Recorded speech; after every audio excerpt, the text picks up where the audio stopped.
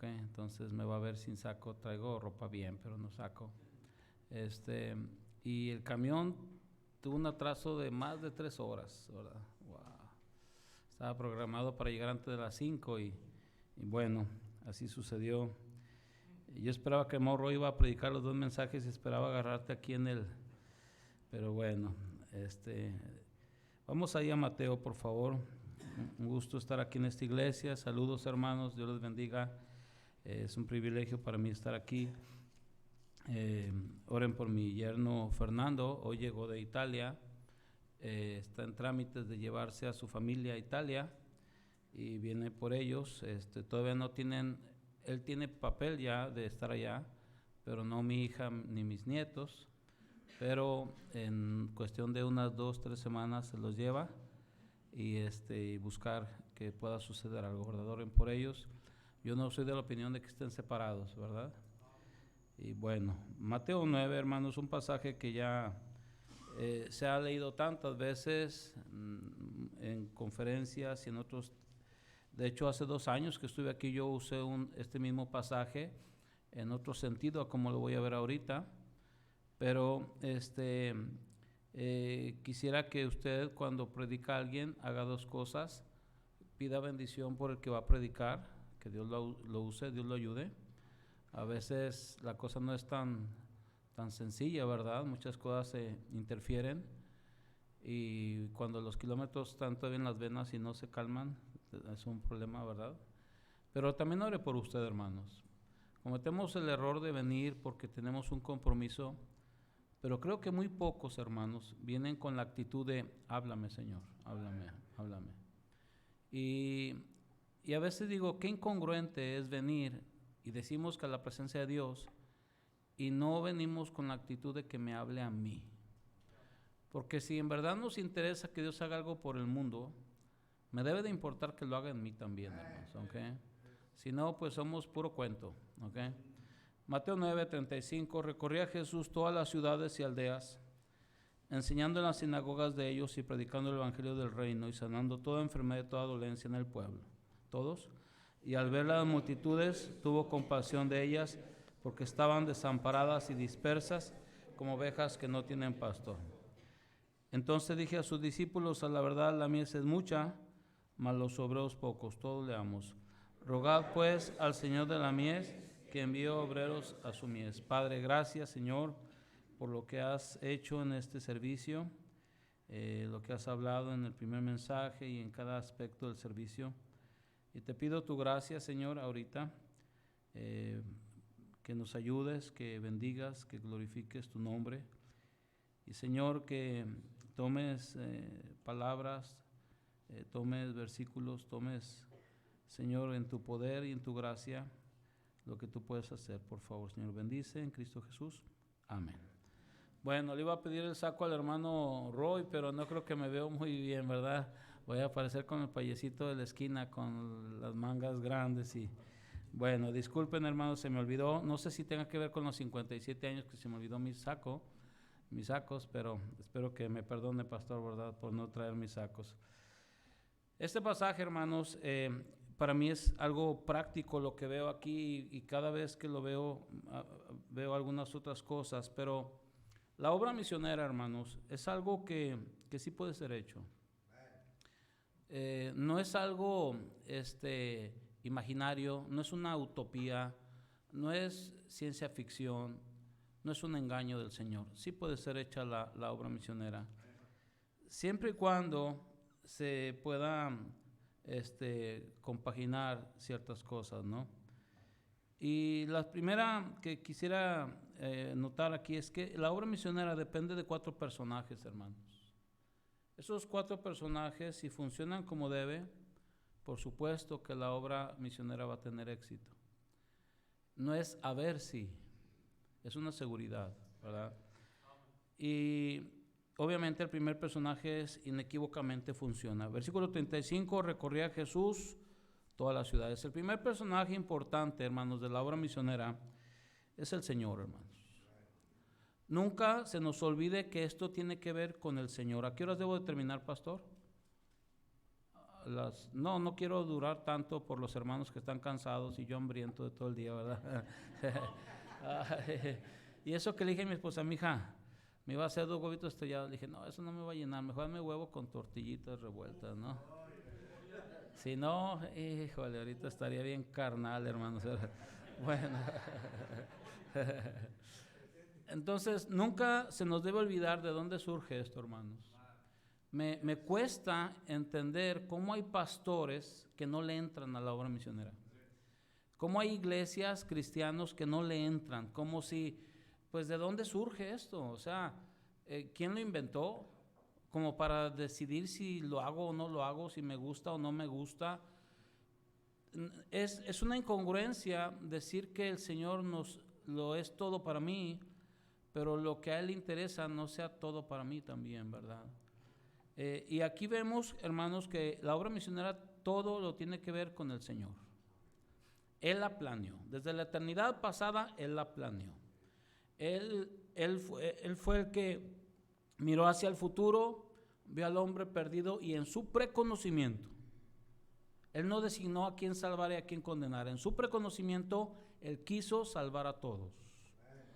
Y hizo un plan de amor, un plan de redención. Quiso salvar al hombre. Ahora, salvar al hombre no era cualquier cosa, hermanos. Porque Dios, hermanos, aparte de ser amor y misericordia, es santo y justo. Y Él tiene que castigar el pecado, condenar al culpable. ¿Y cómo hacerle para salvar al pecador? Bueno, un sustituto. El sustituto no podía ser cualquiera. Para salvar a los hombres, el sustituto tenía que ser un hombre. No cualquier hombre, un hombre sin pecado, hermanos. Un hombre que no tuviera mancha, que no tuviera ninguna cosa de mal en su ser y que tuviera la capacidad de morir por todos los hombres de todos los tiempos. Que tuviera eternidad y tuviera omnipotencia. Que pudiera morir por los hombres, ser sin pecado Él, tener la capacidad de morir por todos los hombres y la capacidad de llevar la culpa y pagar por el pecado de todos los hombres, hermanos. Es algo que a la mente es irrazonable. No había forma. ¿Quién pudiera morir por todos los hombres, por todos los pecados de todos los tiempos? Y aparte de eso, tenía que vivir, no solamente venir sin pecado, pero vivir toda su vida sin pecado, sin fallar. Y en la cruz, ser un sustituto que con la capacidad de no solamente pasar por alto el pecado, como lo hacían las ovejas, pero que se pudiera pagar, saldar y perdonar todos los pecados. Y que tuviera una santidad igual a la de Dios, hermanos. Entonces, en esa plática decidieron que, costara lo que costara, iban a hacer ese plan. Y bendito sea Dios, hermanos. Si Dios no toma la decisión de amar al pecador, todos estaríamos perdidos. Porque de tal manera amó Dios al mundo. Es una decisión que Dios tomó, decidió amarnos. No que lo merecíamos, de pura gracia, Él quiso amarnos y en ese amarnos estuvo dispuesto a pagar lo que costara. ¿Cuánto cuesta salvar al mundo? ¿Cuánto cuesta salvar al homosexual, al violador, al perverso, al abominable? ¿Cuánto cuesta? Lo que costara. Dice que no escatimó ni a su propio Hijo. Ante ese conocimiento, hermanos, deberíamos de inclinar el rostro y bendecir a Dios, ¿verdad? ¿Por qué decidió amarme? Él amó al mundo, pero yo no soy el mundo. Yo soy un individuo del mundo. Es decir, me salvó a mí, pero no exclusivamente murió por mí. Él murió por todos. Y el que yo sea salvado por ese plan de salvar al mundo implica un deber a mí, hermanos, de que los que no saben tengan que saber. Murió por mí, pero no exclusivamente por mí, murió por todo el mundo. Entonces, si en verdad amamos a Dios, Dios nos interesa y queremos honrarlo y agradarlo, tenemos que entrarle al plan de Dios, hermano. La extensión de su reino. A veces uno piensa, y hay frases que uno dice, a ver, ¿qué es primero? la obra o la familia. Muchos dicen la familia. A mí no me gusta ese tipo de comparaciones porque Dios no nos da a comparar, hermanos. Todo es importante, ¿ok? No está dando el ministerio para destruir a la familia, ni la familia en contra del ministerio.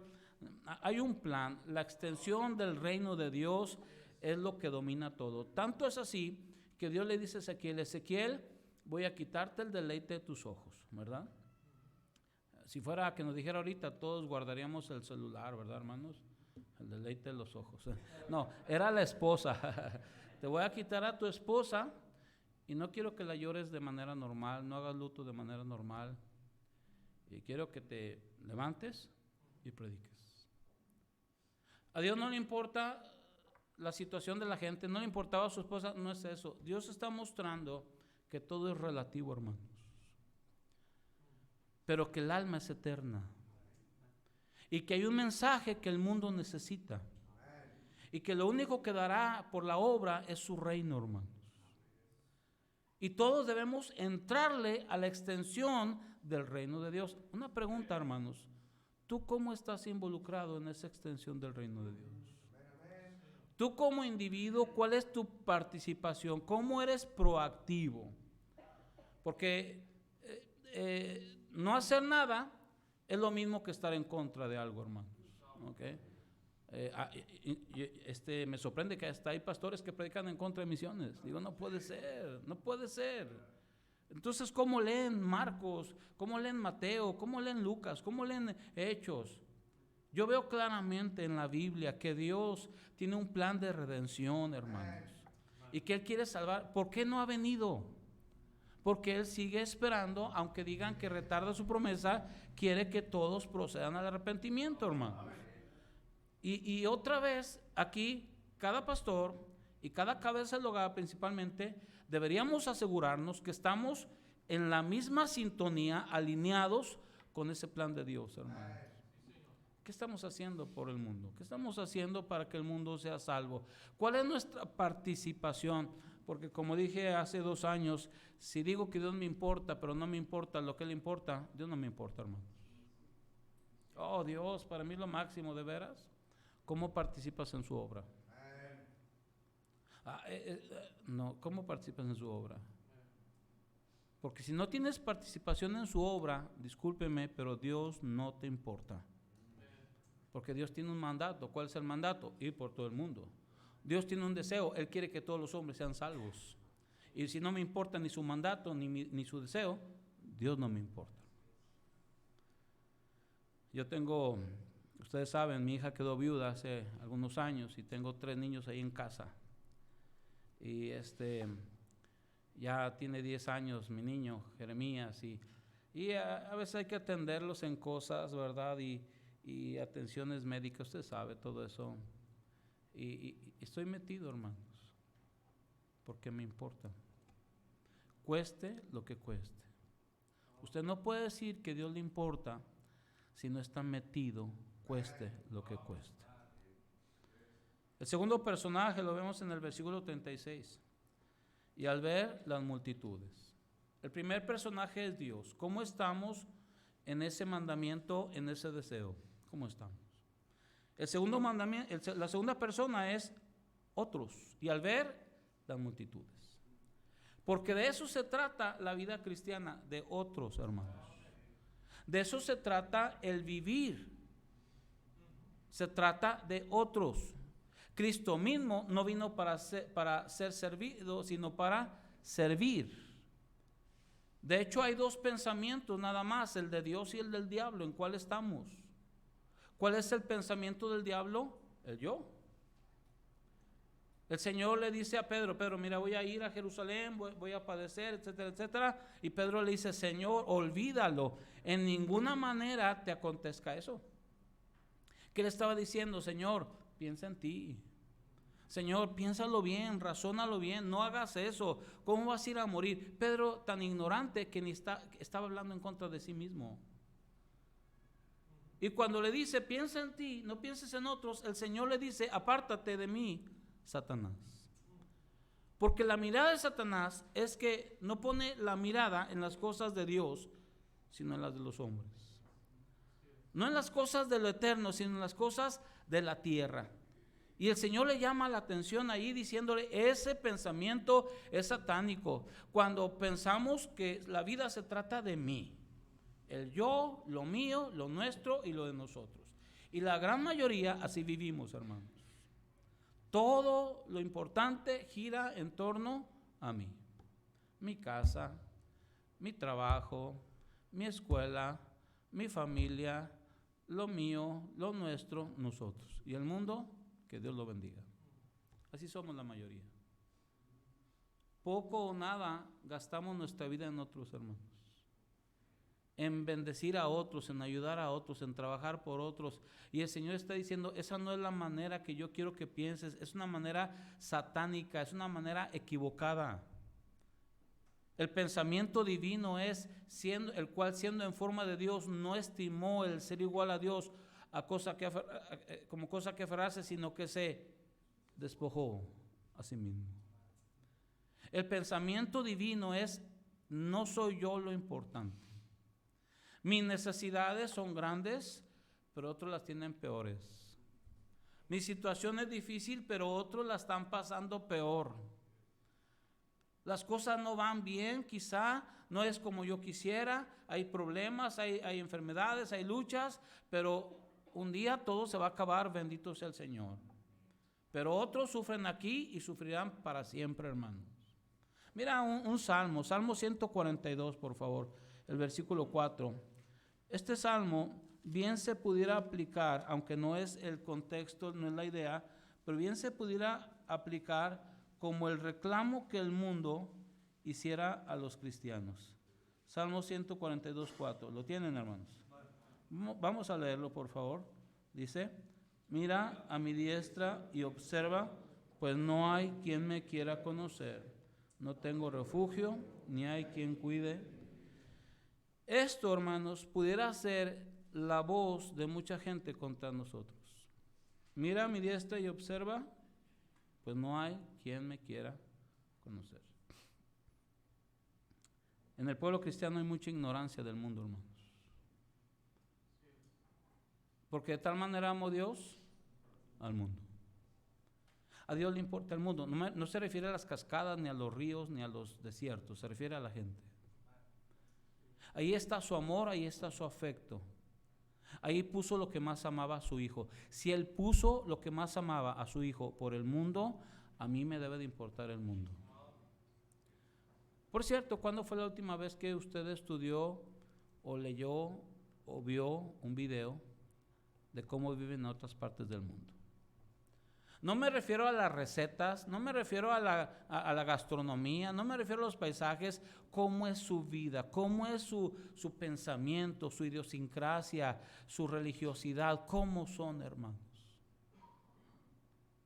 No creo que exagero al decir que la gran mayoría de aquí, y quizá nadie, o muy pocos, se meten a informarse del mundo de Dios. Estoy seguro que los jóvenes de aquí saben todos los jugadores de los equipos que les importan. Y saben los equipos que les importan. Pero no saben del mundo de Dios. No saben dónde son perseguidos, si hay predicadores, si hay misioneros, si hay Biblia, si hay iglesias. Porque todo tiene que ver conmigo.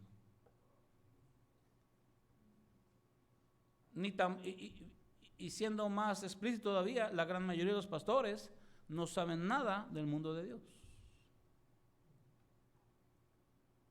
No se meten a investigar, no leen.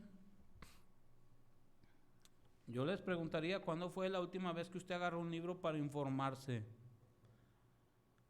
Se metió a internet para investigar. Se cuestionó de cómo están, cómo viven en otros lugares. ¿Sabe por qué, hermanos? Porque no nos importa. Yo me informo de lo que me importa. Yo me meto a lo que me interesa, pero lo que le interesa a Dios no es lo que me interesa a mí. Por eso dice, no hay quien me quiera conocer. no tengo refugio ni hay quien cuide de mi vida. La verdad, hermanos, muchos de otros pueblos y de otros países y de pueblos étnicos nos pudieran un día apuntar a la cara y decir, no les importamos. No hicieron nada. No hubo un esfuerzo. Oh, es que en Monterrey hay mucha necesidad. ¿De veras? ¿En serio lo dices con sinceridad que hay mucha necesidad aquí en Monterrey? ¿Te atreverías, te osarías decir que aquí hay una tremenda necesidad? No dudo que hay necesidad. Pero aquí hay cientos de iglesias, hermanos. Y puedes ir a un continente como Asia y vas a viajar días y días y días y no vas a encontrar una sola iglesia. Que no nos importa, hermanos. Cuando entendamos que la vida se trata de otros, haremos algo. Y los otros que me importan son los míos. Pero si no es mío, no me importa. Por eso, gente que se convierte en Estados Unidos viene aquí a México a su ranchito. Y no está mal, pero es un sentimiento regional. Y viene por su familia, es un sentimiento fraternal y está bien, pero no piensa en otros lugares, hermanos. En otras sierras, en otros países, porque no estamos acostumbrados. Hemos creído que el cristianismo es para mí. Vengo para que Dios me bendiga, para que el pastor me dé un buen sermón, un sermón tremendo, para cantar y emocionarme y poner unas ofrendas ahí y derramar unas lágrimas. Pero ese es el show. Es el show. Porque si no me importan los demás, todo eso fue show. Mateo 9, otra vez, hermanos. El primer personaje importante de misiones es Dios. El segundo personaje es otros. El tercer personaje, versículo 37. Entonces dijo a sus discípulos, a la verdad, la mies es mucha, mas los obreros pocos. El tercer personaje es los siervos de Dios, hermanos. Los obreros, los predicadores, los que van a hacer algo para alcanzar a los perdidos. Y todos deberíamos hacer algo, todos. Pero aquí quiero referirme especialmente a aquellos que renuncian a sus propios planes y proyectos para entrar en el plan que Dios tiene, ¿verdad? Aquellos que toman una carga especial. Mi hermano es médico, pero una carga especial por la obra de Dios. Aquellos que Dios toma el corazón y hacen renuncias, toman decisiones a veces irracionales, a veces no comprensibles para la familia. ¿Cómo es que te vas allá si allá es tan peligroso, si allá es tan difícil, si aquí hay mucha necesidad y tantas cosas, ¿verdad? Pero los obreros son indispensables. Quiero recalcarlo y remarcarlo a cualquier pastor y a cualquier iglesia, que los obreros para llevar el evangelio a todo el mundo son indispensables. No hay forma que el mundo tenga el evangelio sin obreros, no hay. Por eso dijo, y el que invoque el nombre del Señor será salvo. ¿Cómo van a invocar en el que no han creído? ¿Y cómo creerán de aquel de quien no han oído? ¿Y cómo oirán si no hay quien les predique? El punto clave es quien predique, hermanos. El Señor, a veces creo que hay un abuso de la soberanía de Dios. No me quiero meter en líos, pero voy a decir algunas cosas. Tengan cuidado, hermanos. Ahorita hay muchos escuchando a los reformados. Por favor, no haga eso, hermano. No somos reformados. Y los reformados se meten mucho en una teología. La teología es lo que cree alguien, la doctrina es lo que la Biblia dice. Y mucha gente estudia los libros de los reformados y los mensajes y agarran su teología en contra de la doctrina. La soberanía de Dios. ¿Dios es soberano? Claro que es soberano. Pero eso que Dios hace lo que quiere, cuando quiere, con quien quiere y como quiere, eso es falso, hermanos. Dios no es caprichudo. Dios no hace lo que quiere y cuando quiere. Dios tiene planes, tiene propósitos, tiene principios, y en su carácter y persona Él no va en contra de nada de eso. Es que Dios es soberano. Hermano, discúlpeme, pero aunque Dios es soberano, omnipotente, si los perdidos no escuchan el evangelio, se van a ir al infierno. Dios no va a ir a predicarles. Dios no va a ir a rescatarlos Él en sí mismo. Eran 3 cosas necesarias para que el mundo fuera salvo. La primera, que Cristo padeciese, gloria al Señor, dio su vida por nosotros. Que se resucitase los muertos, gloria al Señor, hay una tumba vacía. Y la tercera es que se predique en su nombre el arrepentimiento y el perdón de los pecados. Las 2 primeras las hizo el Señor, la tercera la hace la iglesia, hermanos. Si no hay obreros, no hay salvación. Ahí está el evangelio, es poder de Dios, sí, pero dice que lo tienen que oír para que lo puedan creer. Y para que lo oigan, alguien tiene que ir. Por eso está bien que misioneros mexicanos vayan a otros lados. No es una locura, aunque quizás sus hermanos, sus familiares o parientes, hermano Adolfo, les hayan dicho algo alguna vez, ¿verdad? O a ustedes. No es una locura. Porque la convicción viene por oír el evangelio. Y entonces el Espíritu Santo toma eso y produce algo. Es que ya hay muchos predicadores, muchos misioneros, ¿de veras? No creo, hermanos. Y muchas iglesias, yo no quiero hablar mal de Monterrey. No quiero hablar de Monterrey, no quiero. Porque quiero cenar, hermanos. Pero aquí los regios son otra especie, hermanos, son otra especie. Hay tantas conferencias en octubre y en noviembre que pareciera que van a impactar al mundo y al final no pasa nada. Porque todas sus conferencias se concentran en tener la tremenda conferencia con los tremendos predicadores y que vengan las demás iglesias y un montón, y no resultó nada. O levantar una ofrenda para un templo, para un techo, para eso, que no es malo, pero ese no es el fin. El fin es que el mundo tenga el evangelio. Y durante el año, constante y sonante, no hace nada. Yo conozco iglesias que invitan, tienen 20 misioneros, les dan 100 pesos a cada quien y nunca más les vuelven a apoyar durante el año. Eso no es, hermanos. Hermanos, quiero decirles cosas bonitas. Dios los ama, hermanos.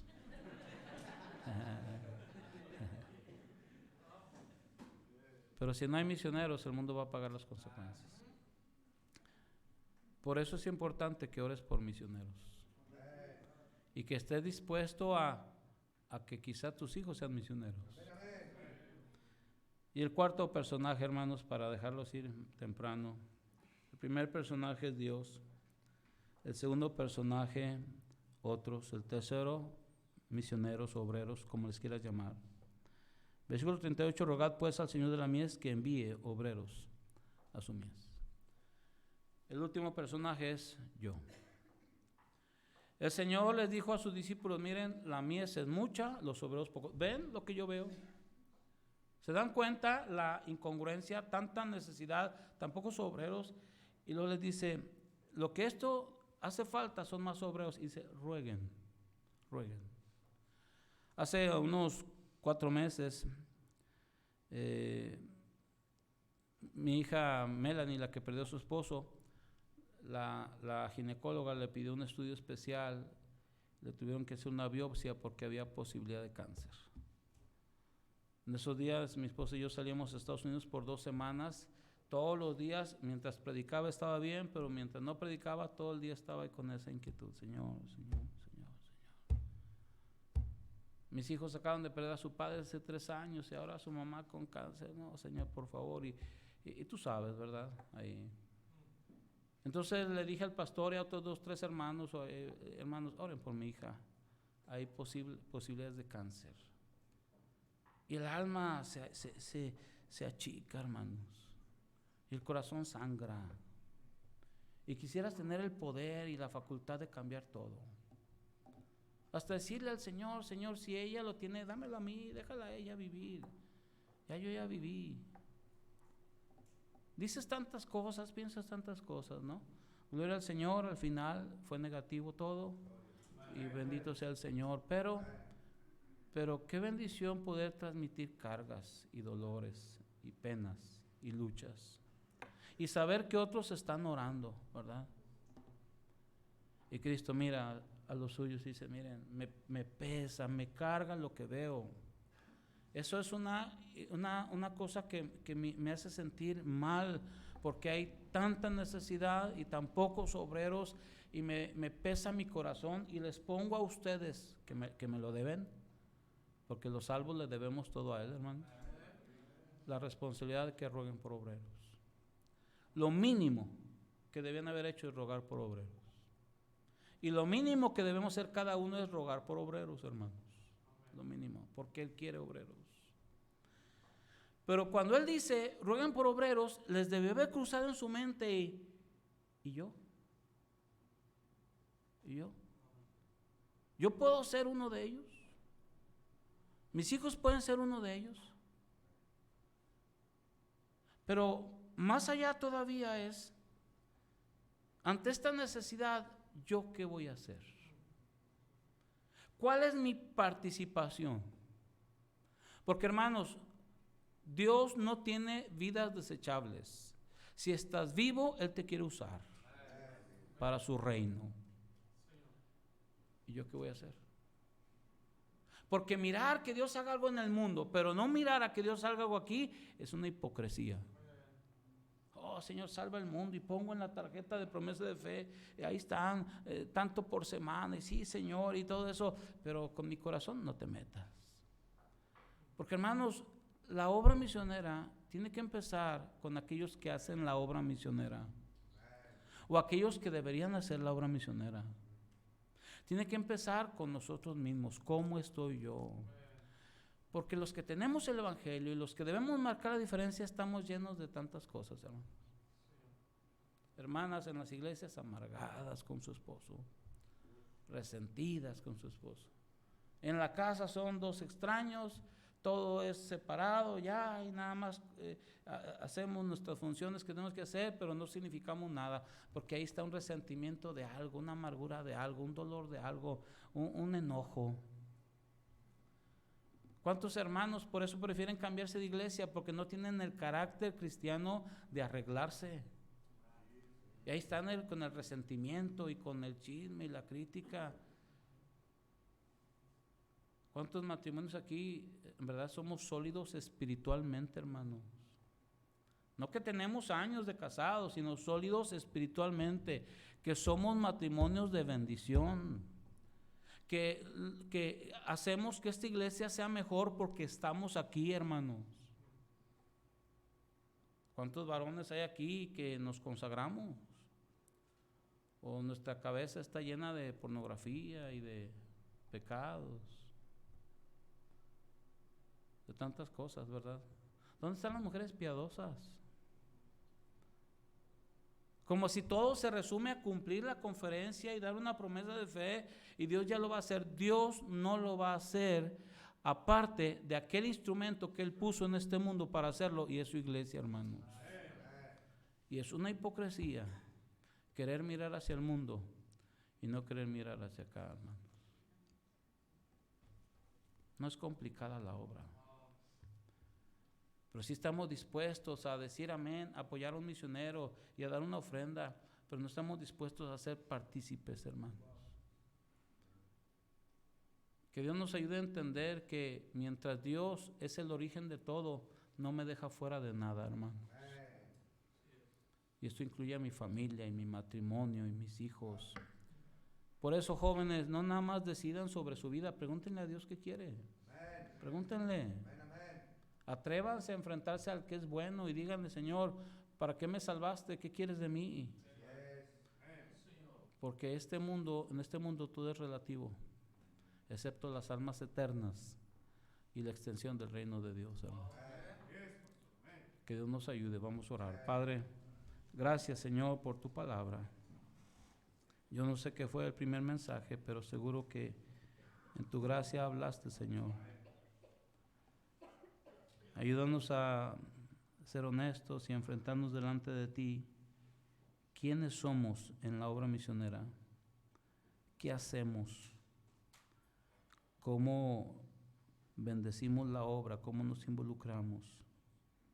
Obra nuestras vidas y nuestro corazón, Señor. Te rogamos que te glorifiques. Mientras la hermana toca, Dios te habló, hermano, en alguna área. Pues aquí el altar está abierto, pásale. No tienes que esperar a que se te invite y se te invite. Simplemente pásale, habla con Dios. Hazle preguntas directas a Dios. Señor, ¿en qué estoy mal? Esposas, pregúntale a Dios, ¿en qué estoy mal? Esposo, pregúntale a Dios, ¿en qué estoy mal? ¿Qué debo de cambiar? Oh, si queremos que el mundo sea salvo y no estamos dispuestos a llevarnos mejor como esposos. No nos arrepentimos, ¿no? Dios dice que quiere obreros. Hay que orar por obreros, pero también estar dispuestos a ser un obrero.